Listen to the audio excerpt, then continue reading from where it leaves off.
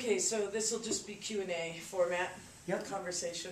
Yeah, is that okay? Yeah, absolutely. Okay. It's your show. All right. So all along the way, if you've got things you want to go off in a tangent, Great. That's great. Absolutely. So the first question is to think about the person that had the biggest impact in your life.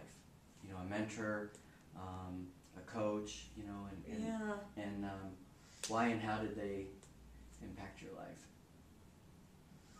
Interesting. You know, I wouldn't answer it from a professional standpoint. The first thing that came to mind was my family, Mm-hmm. my parents. You know, I think that's the first system you're born into that system, right? And it's the first one you experience. So I think it has a dramatic impact on you. Mm-hmm. And my father was an entrepreneur. Many in his family were in a family business, restaurant business, and many of us worked, you know, in that business from the time we looked old enough to do, whether it was legal or not. And so the principles that I learned in those years, working for the family business and observing my parents, I'd say those had the greatest impact on, once I got into the workforce outside of the family business, went to college, got into the workforce, and realized that people didn't really treat people the way I was used to, Mm-hmm. you know, because I noticed in the system I came from that everybody was to be respected, that title, money, things didn't make you better, you know, than anyone else, and so you should never treat them as such or let someone treat you like they're better. I also learned that you take care of each other, you know, that if you make money, how much is enough? Like, you make sure that people share the wealth. The people who help make it happen should have an opportunity to benefit from it and be rewarded. And I also learned to be honest about what you know and what you don't know, and surround yourself with good people who are smarter than yourself. You know, I watched that with my father. I mean, he knew what he was good at. And in his case, it was administration and bookkeeping and all that stuff that he didn't like. And so he made sure he had great people doing that.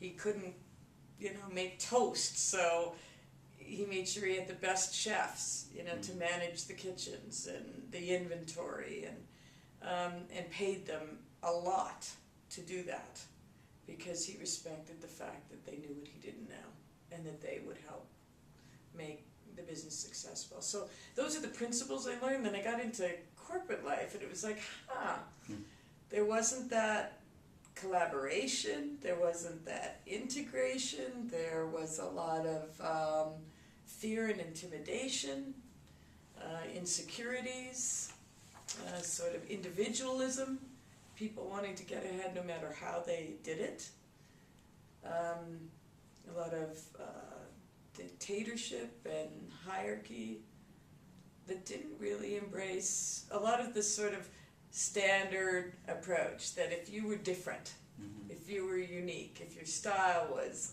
you know, colorful, you were labeled as odd or a non-team player.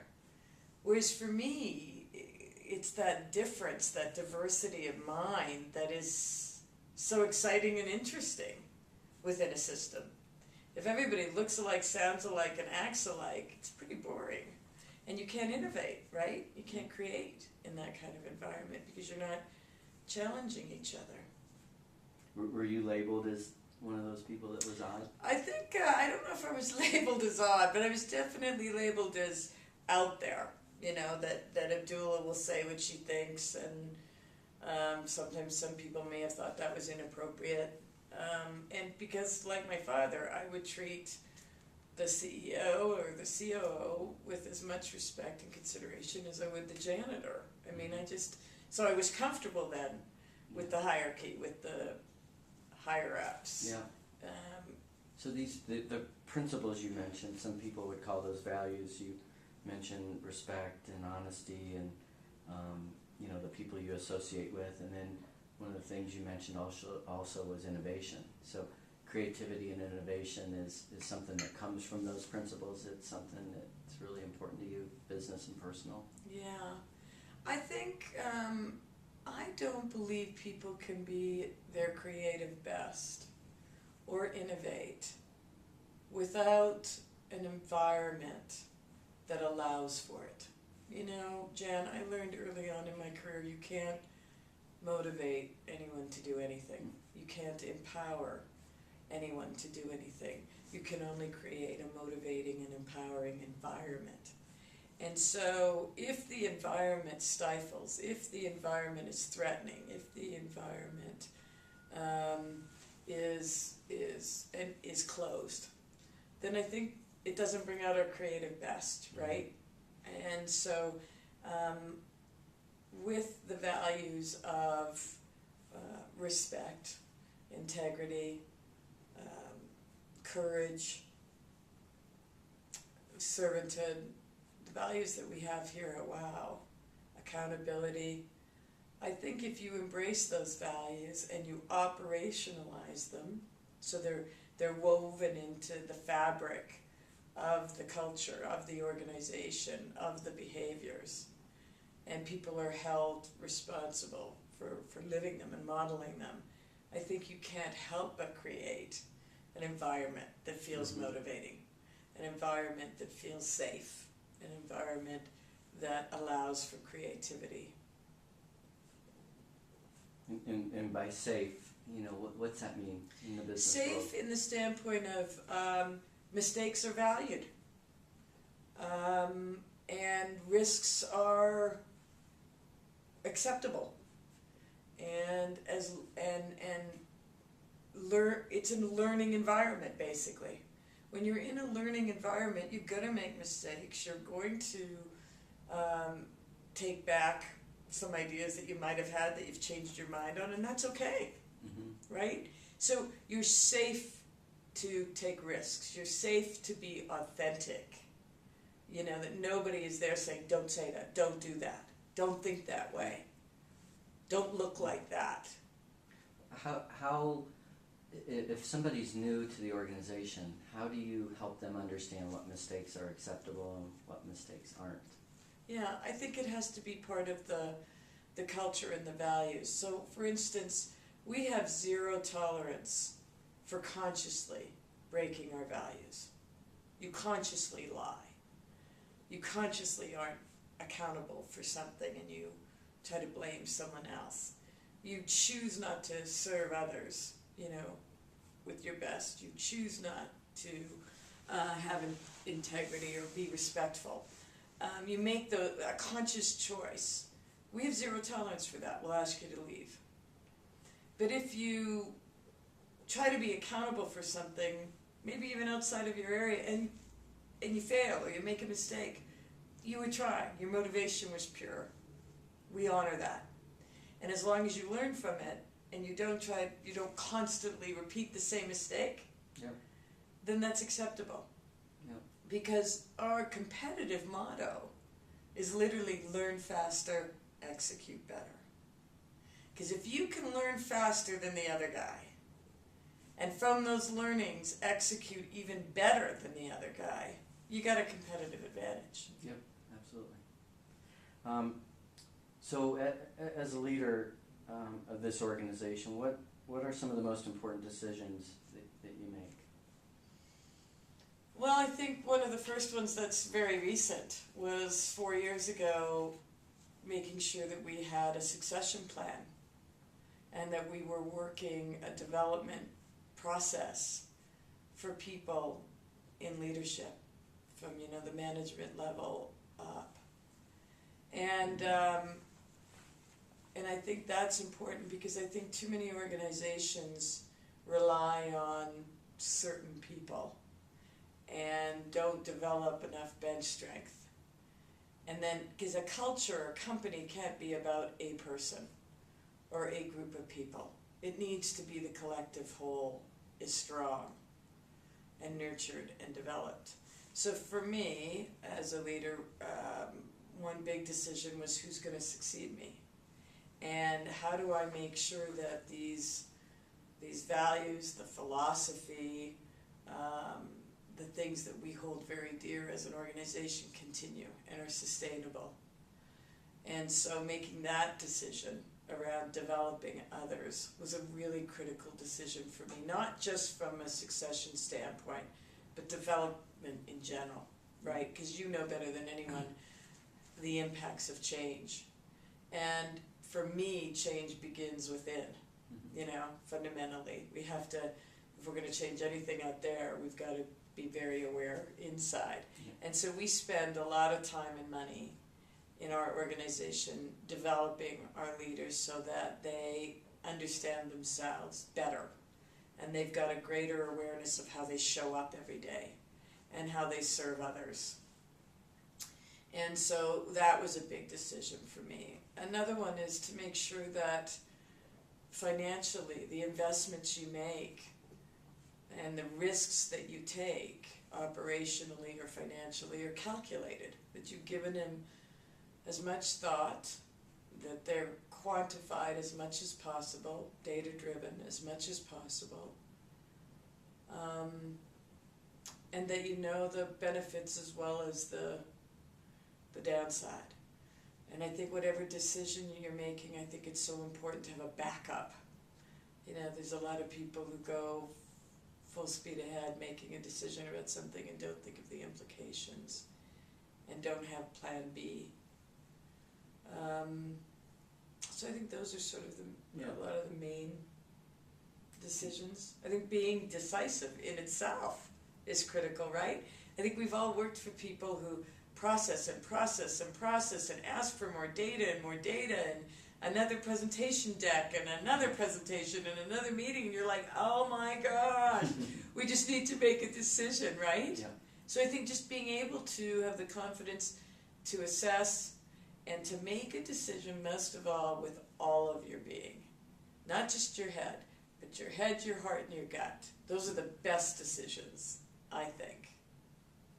And the principles you mentioned in my first question, are those the criteria by which you select, leaders that have the potential? Yeah, I think regardless of whether you're a customer service representative to a new vice president, we look at two things equally: your level of experience and knowledge, what I would call your technical skills, and your personality. Do you really embrace the values that we culturally have embraced? Can you model them? Can you fit and integrate into our environment in a fairly seamless way? Mm-hmm. And we have passed up people with incredible technical skills that didn't seem to be a good fit on the personal side. And how do you, and you've grown rapidly, how do you keep the institution from getting in the way of inspiration? Good question. I think it depends on the foundation of the institution, I think if the foundation is strong, the growth can occur. A fairly simple analogy would be, renovating a house and adding on and adding on and adding on. As long as the foundation is strong and secure, it doesn't matter how many rooms you add, how many people come into it, because the foundation can hold them well. Mm-hmm. And so that's how I would answer that. I think that if the institution has the right foundational level, well established, the innovation and things will continue to occur. Yeah. And you mentioned surrounding yourself by smart people. Yeah. So where do the great ideas come from in this organization? To be really honest, if we're going to say great, the front line. Mm-hmm. The people who are doing the job every day and those that are directly supporting them. So the support service people in the background and and the people doing the job, those two groups have come up with some of the most creative ideas and ways of doing things on their own time, lots of time. We've had guys invent software and process and procedures that they just think about, you know, when they go home or on the weekend, and then they come back and go, hey, why don't we do it this way? Bingo! Yeah. You know, it wasn't some executive sitting in their office. Even though I'm very proud to say we have the kind of culture that demands and expects managers, leaders who don't get out and have exposure to the front line to get out there and get exposure. So every quarter we're out there, we're monitoring, and we're out with the front line actively so that we do stay close to them. But still, I'd say the very best ideas either come from the front line and the direct support groups to that group, or from a leadership perspective in a very collaborative way. Yeah. You know how a thought, if the group collaborates well, somebody will say a thought and then it just builds and builds and builds to a great idea. And it's no one person's idea, it's the collective whole. I see that often. Do you have an example of a great idea, a recent great idea that came from the front lines? Or There's plenty of them. I don't know if I could recite one, because we have these WOW awards, and we just had them last fall, and I remember one gentleman winning for, he created an IT solution, and wasn't even in the IT group, but he created an IT solution to help with, I think it was inventory management, and how we collectively moved equipment around and to save time, and how the frontline technicians received the equipment, and to make their jobs more efficient, basically. And he just did it on his own time and came up with a solution. And then one guy in another region came up with a solution to help with our door-to-door salespeople and the way they took orders. And he came up with an idea and then shared it with all the other regions, and now we're doing it across the board. Yeah. It's things like that. You mentioned WOW Awards. I mean, those types of events are always opportunities to communicate, you know, the mission, core values, vision. Is there one that's more important than the other when it comes to mission, vision, values? One that's more important to communicate, I should say.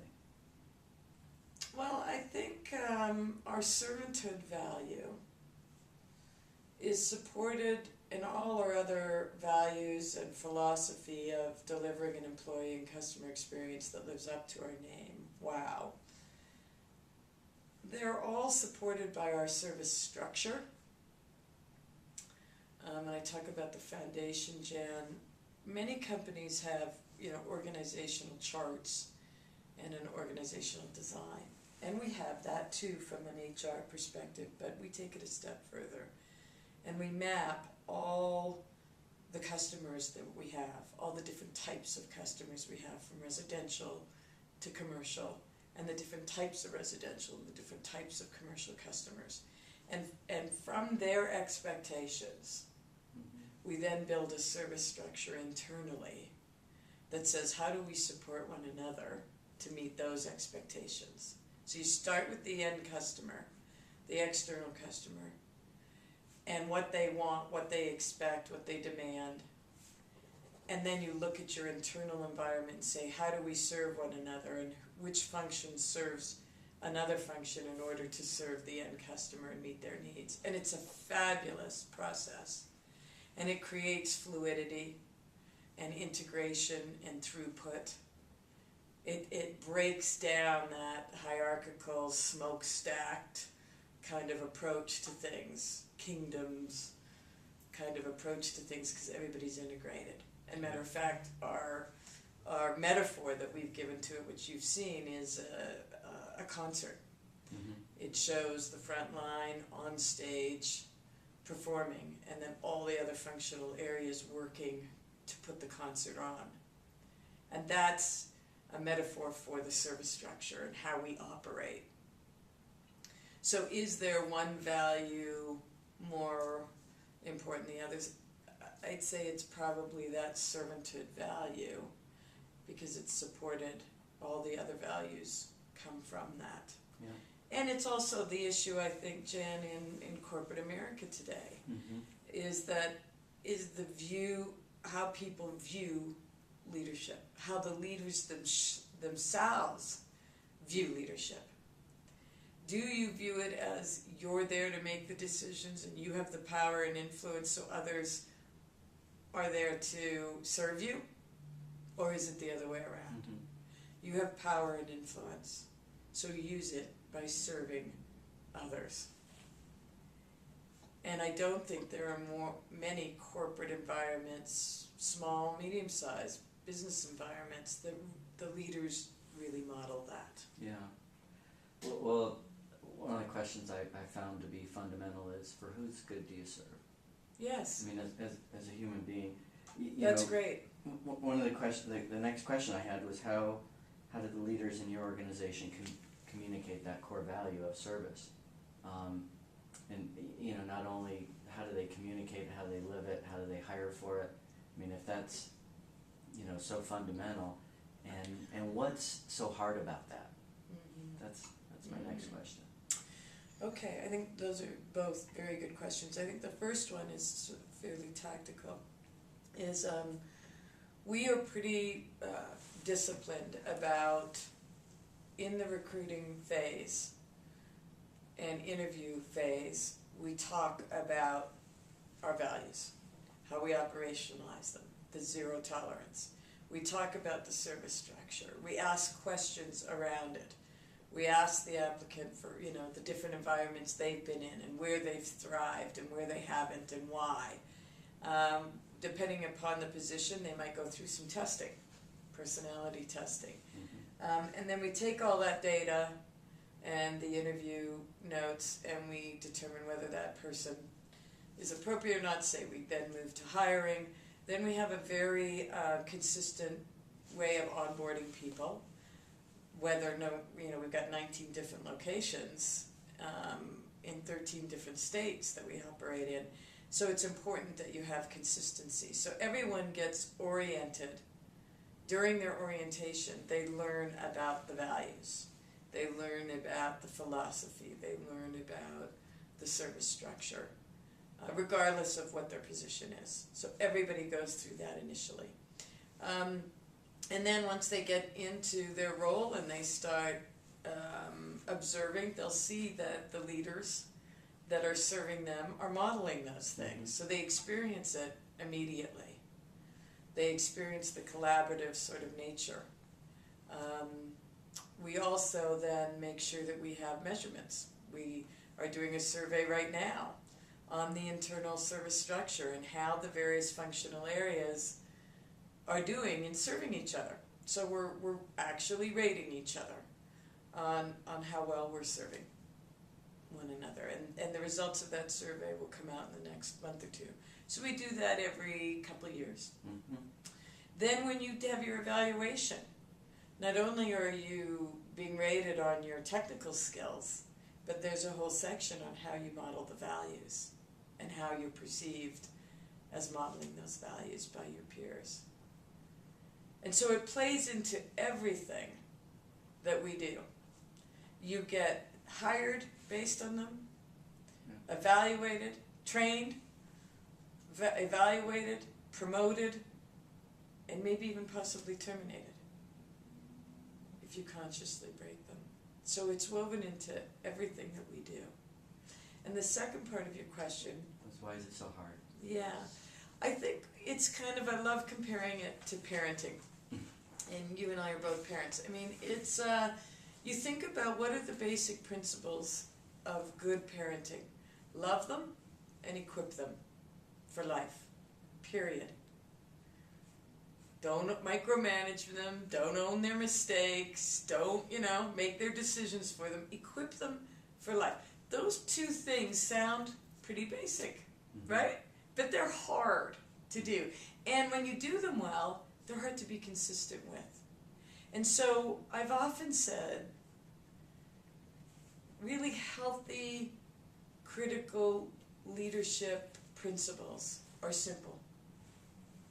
They're not always easy to implement.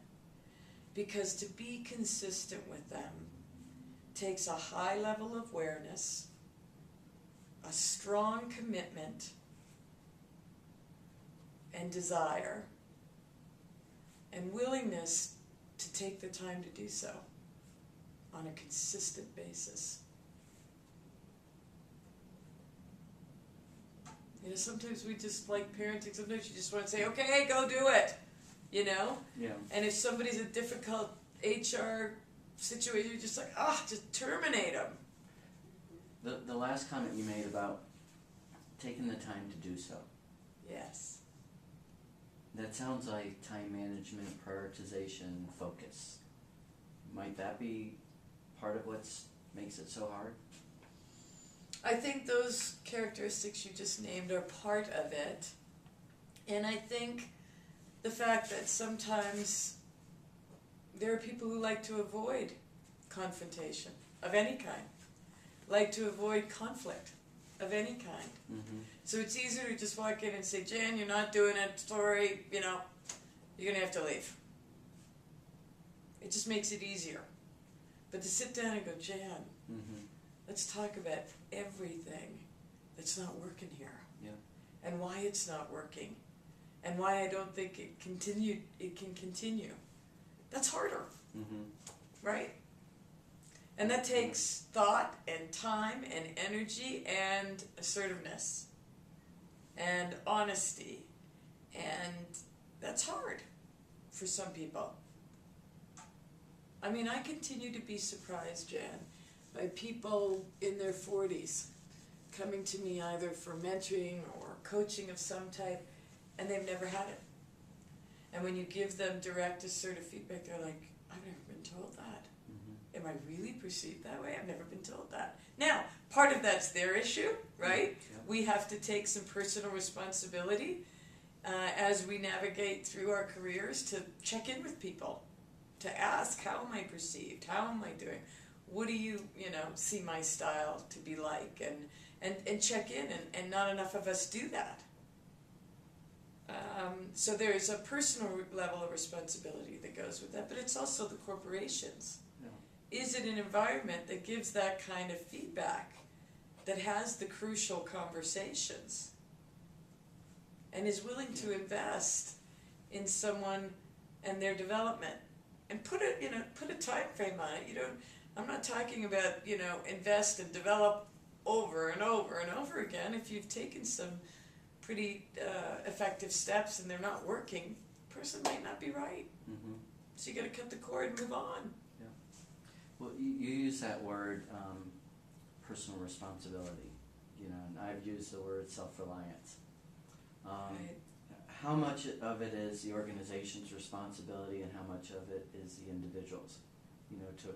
To be, to have self-awareness, to take personal responsibility, to have, progress toward emotional intelligence, and how they, what their effect is on other people. Yeah. I think that's a great question, and I've never put it in terms of percentages. If I had to, gun to my head, I'd probably say 50-50. In my day, I'm going to be 55. In my early 20s, there wasn't, the company I was with, and companies I was with initially in my career, there wasn't development dollars. Nobody was sending me off to an emotional intelligence seminar, right? And so for me, I was curious. I wanted to be a good, effective leader. And I knew I had the passion. I knew I had the work ethic. But I wanted to have a deeper understanding of what it meant. So as I was driving hundreds of miles between cable systems, I had books on tape of Zig Ziglar and all the other guys who was in those days doing work on style management and leadership. And I would read everything I could get my hands on, and I would listen to tapes, and I would go to seminars if they were available on weekends, because it was important to me.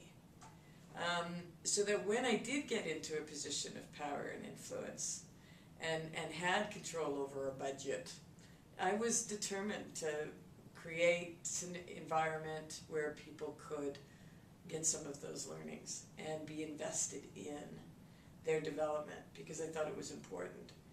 And so I would say the organization has a lot of responsibility, but I think the individual does too.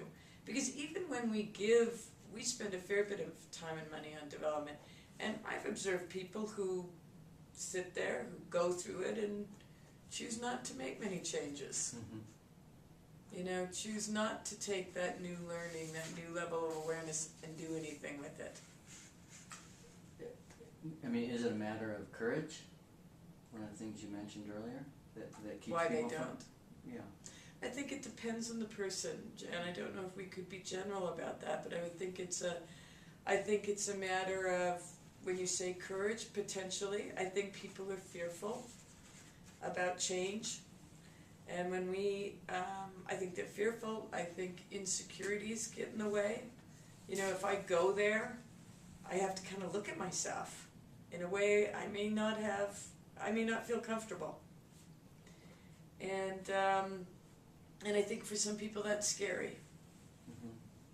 Well, if you... And the familiar is powerful, isn't it? Mm-hmm. It's a powerful, powerful thing. That I might not be happy, I might not be totally, fulfilled, but I know it. Mm. To go into the unknown is scarier than staying with the familiar. I've often said it's a difference between choosing between comfort and sacrifice. That it's easy to stay comfortable, and to progress, there's sacrifices that are required.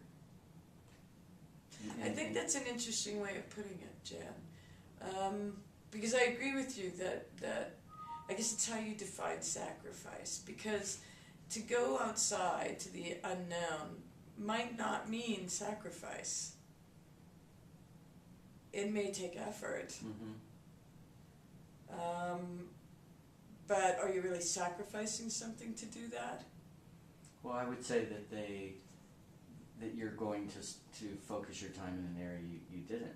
Part of that is saying, True. No, I'm not. This is more important. This is better for the long haul. I saw a quote recently that said, "To be busy is to be lazy," and I thought that was interesting. As much as we all need a digital detox these days, Yeah. Yeah, I think what's interesting is to ask people. We recently started talking about the brain here as part of our development, bringing in, neuroscience and understanding how your brain works. And it's absolutely true that if you keep doing the same things, you stick with the familiar, you can literally, what your brain developed, learned, thought, felt from 0 to 35 remains the same forever. Mm-hmm. And the only way to break out of that 0 to 35 knowledge, emotion, awareness in your brain is to challenge it, to drive a different way, meet different people, hang out with people and in areas that are unfamiliar. Constantly stimulating and challenging yourself will really bring growth and move you out of the familiar. But it has to be a conscious effort. Tied into that. But to your point about sacrifice, because I find that interesting, is, it's all about benefit and reward, isn't it? Mm-hmm. Because if I don't believe breaking out of the familiar has some benefit for me, I'm going to have some reward for doing that, then why would I? But I think it's the perspective of looking at short-term and long-term reward. I think it's absolutely. Harder. It's harder for people Absolutely. to sacrifice for the long-term rewards. Absolutely. If you had to pick one characteristic that you believe every leader should possess, what would that be? Oh, it's easy. Humility. Why is that so easy? Why is that such an easy question?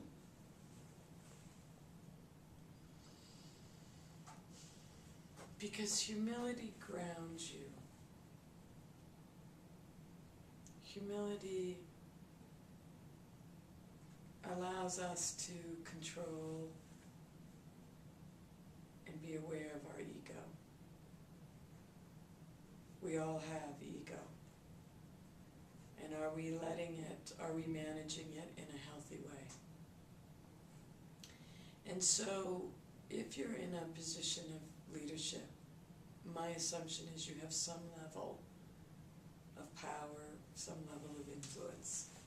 And that in itself is something to honor and to hold dear, and that level of power and influence, and how you choose to live it, how you choose to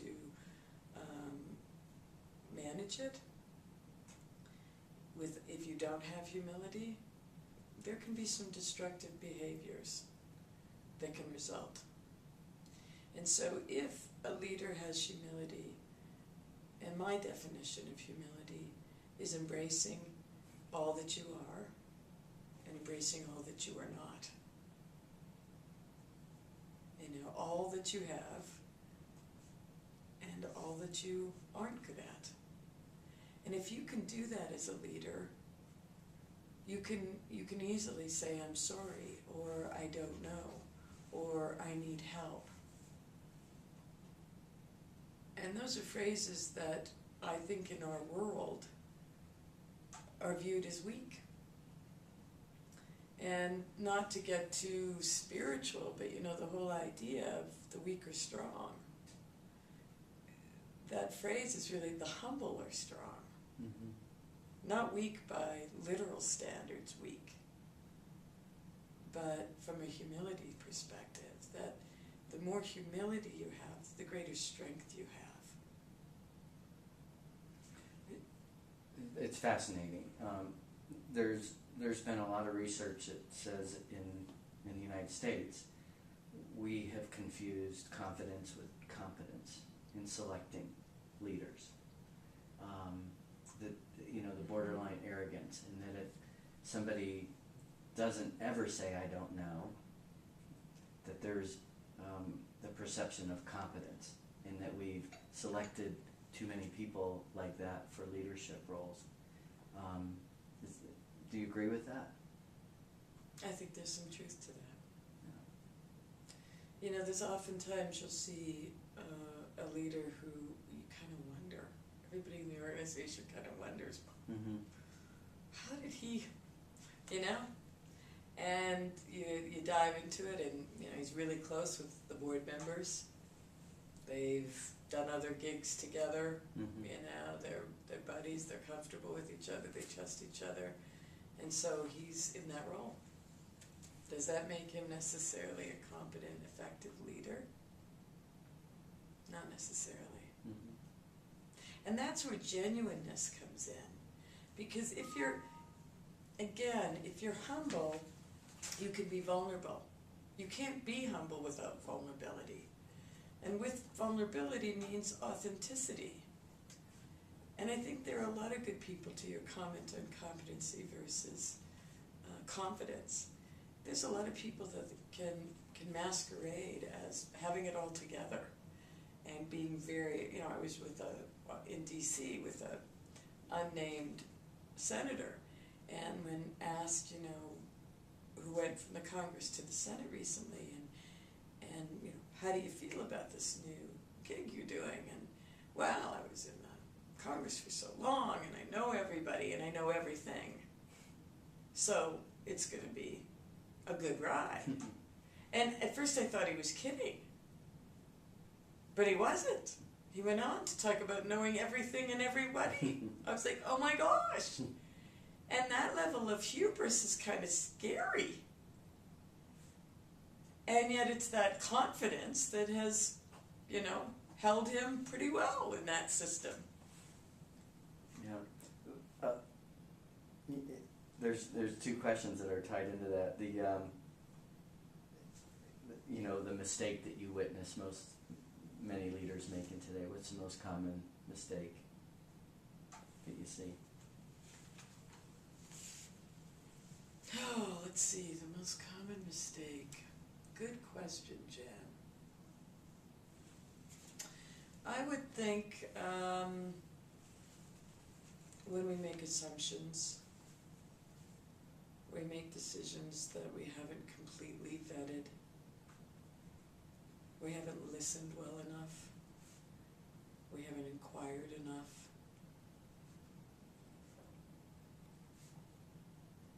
And in today's fast-paced world and communication through electronics, we communicate 57% of how we communicate is our tone and cadence. 36% is our body language. 7% is our words. And so I think a big mistake is not having enough interaction, asking enough questions, listening enough before decisions are made. Do you think that's the same thing that is the biggest challenge and the thing that derails most leaders? Do you think that they're all the same, or do you think they're different things? I don't think they're mutually exclusive by any means. I think there obviously is connections. But I think what can oftentimes derail leaders is that lack of clarity and strategic discipline. I think when I watch some companies who don't focus enough on, they're not disciplined enough about developing strategies around their core competencies, and trying to do too much, chasing the next exciting thing or the next exciting acquisition, and not stepping back and saying, having some kind of litmus test that, does this fit our philosophy, does this fit our values, does this fit our strategic direction, or does it divert us? And so having strategic focus and discipline, I think without that you can derail pretty quickly. And you see that as the derailer being the same thing as the biggest challenge, that focus you talk about, that strategic discipline. What's one of the biggest challenges for leaders today? I think it's keeping that personal connection and touch in this ever-evolving telecommunications revolution that we're part of. And you're just teeing up every next question perfectly. You talk about personal connection, and what are you seeing the impact of social networking on the organization and you personally, personally and professionally as a leader? From a personal standpoint, I have really worked hard at not being addicted to the iPhone, the iPad, the computer, and every time it dings that I've gotten a text or an email, not reacting immediately. When I get home, I still have a landline. When I get home, I shut down. I shut the phone off, and if there's an emergency, somebody will have to call the house phone. Of course, if we've got a major deal going or there's something happening that is, around the clock, I don't do that. I'll keep it with me, but I try to be very disciplined about when I check it. Because what I've noticed with my peers and friends and whatever, you can't have a dinner without somebody checking their phone. And so I go on retreat every year of taking time for silence and solitude. And this past year, and I always get some kind of gem or messages that I needed to hear. And this past year, what I heard last year was be more present in the moment. And I thought, oh my God, do I need that? Because I can multitask like the best of them. I can be on a phone call, I can be doing an email, and I can be sending a text. And I could be asking you how you are while I'm signing expense sheets. And so I really I took that to heart. Like, I realized how much as I sat and meditated on all the encounters I had had just in that week prior to my retreat. And 8 out of 10 of them, I wasn't completely present. I was multitasking. And so, personally, with this social media, with all the information that's out there, I have to stay daily conscious about how much I'm accessing it, when I'm accessing it, and why I'm accessing it. On a professional level, on the good side, there's the positive ledger and the negative, right? On the positive, I think it's amazing. I think it's like having a mobile library with you. I was in an elevator recently. I thought, I wonder, when were elevators invented? Google it, boom, I found out. It just, because I have all these curious thoughts, especially when I travel. I wonder what, Google it, find out. So I love that people can be more informed and knowledgeable and curious because they can access stuff. It's like we have this mobile library with us. I like that it gives voice to people who might not otherwise had a voice.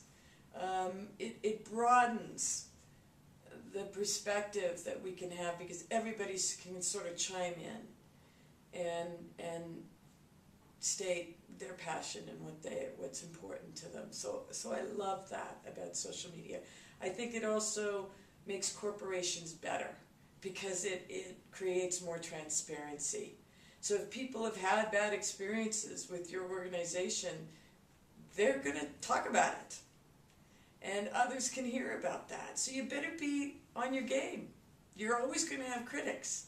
No matter how good you are, no matter how hard you try, you're always going to have critics. But as long as you know you're doing your best, you're going to get more positives than negative comments.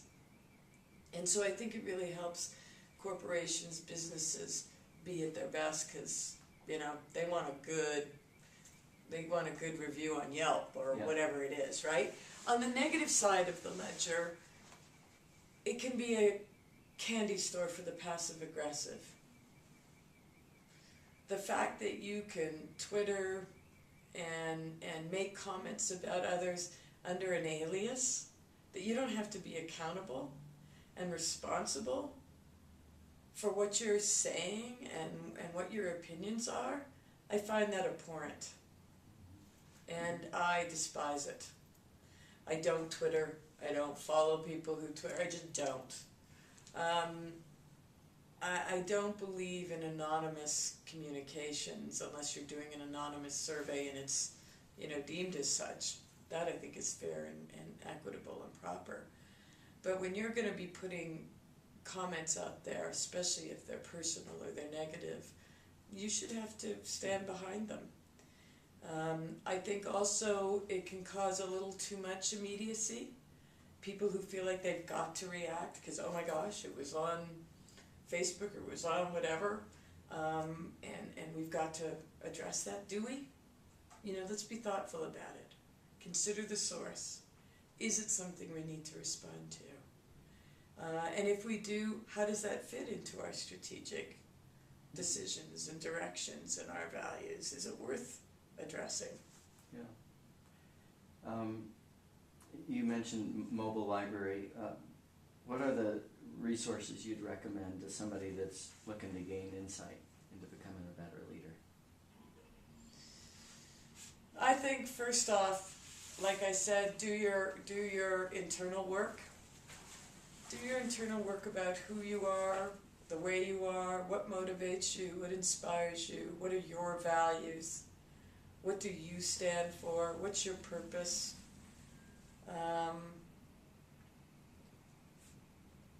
And so I think I would suggest first do your work on yourself. Know yourself well. And know where you want to develop your strengths. Because I fundamentally believe we're born with only strengths. We don't have weaknesses. Your areas of growth are simply strengths that you've mismanaged, in my mind. And And so know thyself would be the first place I would start to people who are considering a leadership process or plan or development, career development. And then the second I would go to, because based on what you determine about yourself, what values you have, the motivation you have, then you look outside to people who have the similar values, whose reputation, whose experiences are similar to the things that matter to you. If you're honest enough to say, I want to be a leader because I want to make a lot of money and I want to retire at 50 with a lot of money. Okay, then go and look at people who also value that and see how they did it and be willing to, develop yourself according to that. If your values are, I would like to provide for my family, I would like to be challenged, I would like to develop and support others, and I would like to do all of that in as much a balanced way as possible, go seek out people who have done that. And then, study how they did it. And determine your how from that.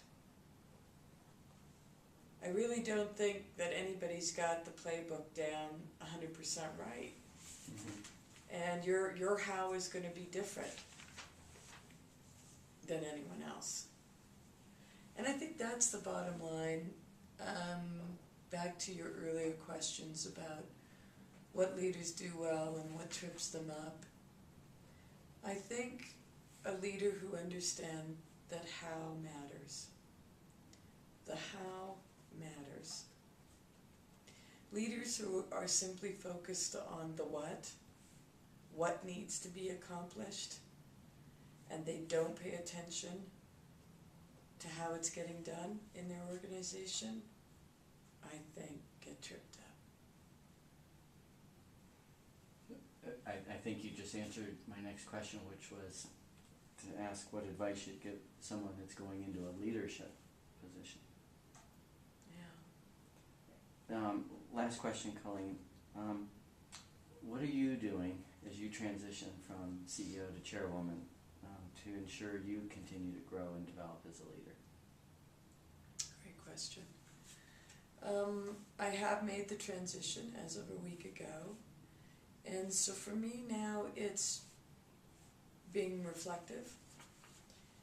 That in this new role, how can I best support the current leaders, the new CEO and COO and their direct reports? How can I be here to be a good sounding board, to reflect back things that they're doing and things that they may want input on? And then really, I guess more than anything, being available to what comes. Both inside WOW and outside of our company, what comes, and be available to that. What's that mean, be available to that? Open? Be open. Yeah. Yeah. And so, along with those things, I'm going to continue to read, take time to read, and stay curious. I'm going to continue to grow spiritually, because the more aware and enlightened I am, the more positive impact I can have on others and in the world.